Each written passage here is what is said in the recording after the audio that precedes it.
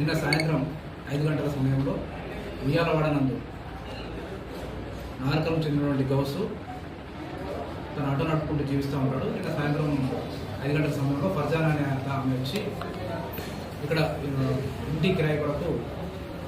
room వెతుకుదామని చెప్తే గౌసు ఆ ఫర్జానా తన ఆటోలో ఎక్కించుకొని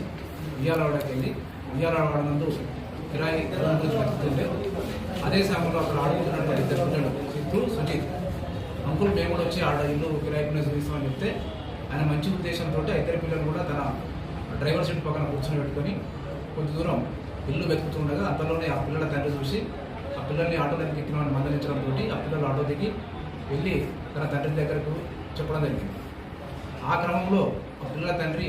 దాన్ని అపార్థంగా చేసుకొని ఆ పిల్లల్ని ఎవరు కిడ్నాప్ చేయడానికి వచ్చారని చెప్పి వాళ్ళు అపార్థం చేసుకొని ఇమ్మీడియట్లీ